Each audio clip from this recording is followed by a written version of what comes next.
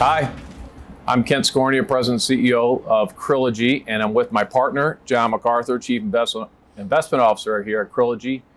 And we're here just to talk about the first third of the year.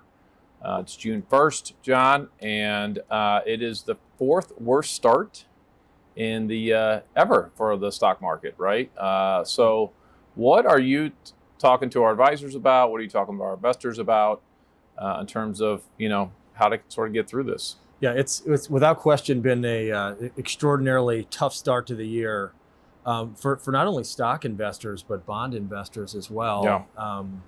Yeah. If we take the mid-May data point and look at your stereotypical 60-40 stock to bond portfolio, returns were low teens to the negative, Yeah. which is very abnormal. You'll typically see a bid to bonds as equities suffer, but of course, given where interest rates were and where they've gone, bond investing has been challenging thus far throughout the course of the year as well. I think the key at this point is to take a deep breath and don't panic and trust the investment process that you have in play. And being emotional and making emotional investment decisions has historically never paid off. And so I think that's really important for investors to take a deep breath and step back.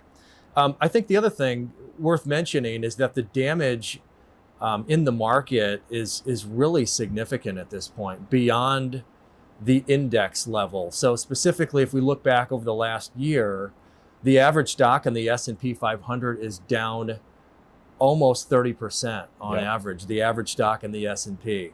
It's even worse in the NASDAQ and the Russell 2000, which is the small cap benchmark, where the average stock has declined almost 50% from peak to trough. So, while we're not technically in a bear market at this point, as defined by the S&P being down 20%, there's been a lot of damage underneath the surface. The S&P peaked at the beginning of January, and we're simply working through the process. Also worth mentioning is that in midterm election years, this is historically very normal. Yeah. In the last 18 midterm election years, we've seen a decline on average of 17% for the stock market. And a year later, the average return was up over 30%. So, to sum it all up, we're going from this very easy policy period, a lot of liquidity, both fiscal and monetary, to their exact opposite. Fiscal policy has dried up. The Fed is trying to tighten the reins and really combat inflation.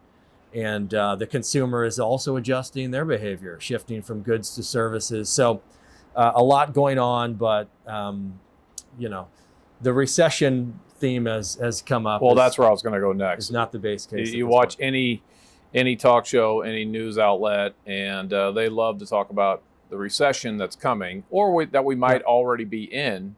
Yeah. And, how does that complicate things? It certainly does. The probabilities of recession, while they have increased, is certainly not a base case scenario at this point.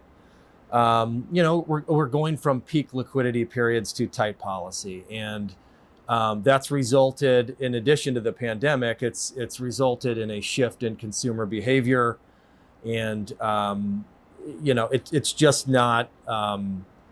It's not highly likely at this point, although of course we'll never know. We never know until after the fact. I think it's really this shift from macro to micro, where the Ukraine-Russia conflict was front and center, interest rates and inflation were front and center, and now we're really looking harder at consumer trends, because the consumer makes up over 2/3 of GDP Absolutely. growth, which defines a recession. And so, if we look at, when we dig into earnings reports, we hear from Jamie Dimon of JP Morgan and Brian Moynihan of Bank of America, and they're telling the tale of a very healthy consumer in their business.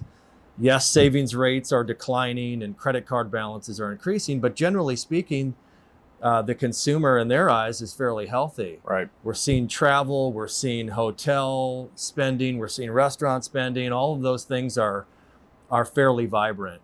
Yet we look at reports from Target and Walmart, and we're seeing the impacts of inflation showing up. We're seeing trade downs in goods and so forth. And I get a text from my 18-year-old son the other day who's driving a 2013 Jeep Grand Cherokee, and he says to me, "Dad, it just cost me $100 to fill up my gas tank." Yeah. And now he, in our household, the kids have to pay for their gas. That one hurt him. I will also say that in his job, he gets paid a lot more. Yeah. So there's some interesting things happening to the consumer. Talk to us about inflation, what you're seeing out there. Yeah, it's certainly debatable that we've seen peak levels of inflation at this point, and it's really at this stage of the game, it's about the pace and the magnitude of the decline. Yep. We really need to start to see softening in order for the Fed to take the foot off the monetary policy brake, so to speak, and there's evidence of that occurring. I mean, we've seen new home sales in the month of April decline over 16%. The expectation was a decline of -1.7. Yeah, it's a pretty dramatic drop. Pretty dramatic. We're seeing used car prices roll over. We're definitely seeing some softening occurring, and that's going to take some time. It'll take a few months to show up in the data, but we think that will happen. I mean, if we look at commodity prices, for example, steel and iron ore, we're seeing lumber declining. I mean, so in a lot of facets of the market, we're seeing the Fed's tough talk start to have impact. Mm-hmm. If we look at the yield on the 10-year Treasury bond, for example, we've gone up, several hundred basis points in a short period of time, and that's showing up in the economic system. And it's going to take a little bit longer to show up in the data, but that could eventually give the Fed the ammo to pause in their aggressive rate hike cycle. Because if we look historically, it's been the Fed that has often led us into a recession in a panic moment. But again, our expectation is that they will continue to hike aggressively here near term, continue to talk very tough from a policy perspective, because they've admittedly been wrong, right, in the transitory expectations that they had. So getting to earnings, corporate earnings drive stock prices, and over the long period of time, at least.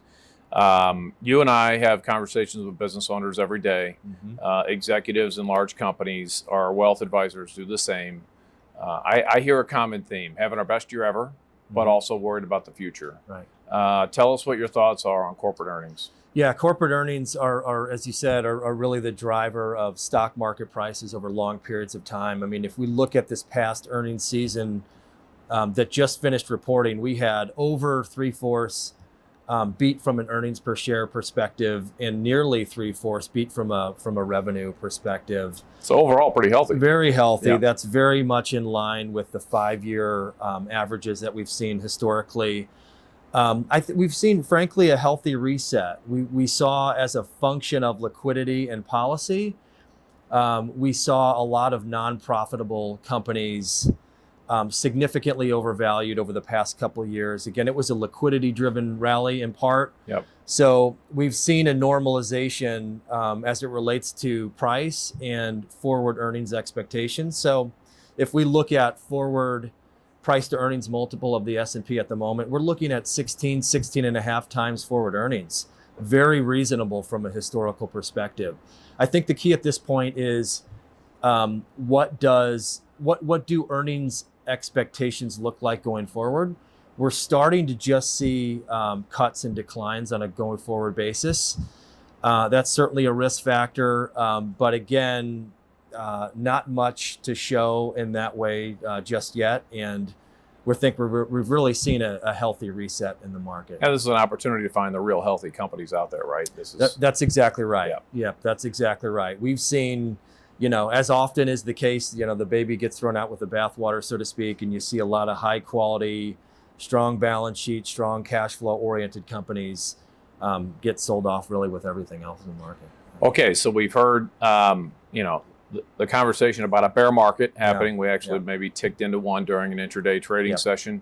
But we've also heard stats of, maybe 12 to 18 months from now, the market could be up 20, 30%. Those are different sort of ends of the spectrum. What's your thoughts there? It's a tricky environment. Again, we haven't breached the bear market territory in the S&P anyway just yet. We may. Typically, though, fear the consensus. When everyone is beating the pessimistic drum, That's right. that's a time where things fool you and move in the opposite direction. And in fact, Do the opposite of what the newspaper says in the headline, right? Exactly. Yeah. On the topic of bear market, the average bear market is 10 months in length. Again, the S&P peaked at the beginning of January. The average decline in a recession, by the way, is 30%. If we look at the last 12, going back to World War II, we were as low as negative 20%, just about on the S&P. So again, and that's at the index level. Underneath the surface, your average stock is down that average recessionary level. So, the market tends to overshoot and undershoot. We're likely in that undershooting phase for fear of recession. From a bear market perspective, though, if we look at the period at the turn of the century from 2000 to 2002, there were 6 bear market rallies. 4 of them were 20% or thereabout. Right. So the rips on the upside can be just as violent as the downturns as we've seen. 2008 and 2009, similar. That's right. Similar That's stats. exactly right. And that goes to our philosophy and your philosophy leading our investment team of just, stick with fundamentals, making sure that your portfolio is set up to really enhance your wealth plan, right? Your wealth plan drives everything. It's not about trying to get the most return out of a particular market. It's about building your investment philosophy off of your wealth plan. Any final thoughts too? Yeah, I just think you're right. The core approach of the well-balanced portfolio is really important. I mean, we're starting to see a little bit of a bid in the bond market. The 10-year Treasury got up to 3.2, came down to 2.8. I mean, that's 40 basis points, which again, yields go down, prices go up. That helps your bond portfolio of late. It's acted better. We think we're at the higher end of the yield range. So yeah, I think, if I were to just, sum up some of the messaging here as we end, stick to your diversification plan. Panic is never a successful strategy, and take the long view. There's a lot of noise on a day-to-day, week-to-week basis that's likely to continue to occur. But again, stocks on average after these reset moments have done quite well, frankly, with or without a recession. Yeah. If we start to price in a recession even further, we don't have that far to go if we look at the average recessionary period in the market. And again, that's not a base case scenario. A lot would have to continue to happen in a negative direction, I think, to increase those probabilities. Well, thank you so much for your time today. And as clients of Krilogy, we appreciate the opportunity to be stewards of your wealth. And if you have any questions, don't be afraid to contact your wealth advisor and our team here at Krilogy. Thank you very much. Thank you.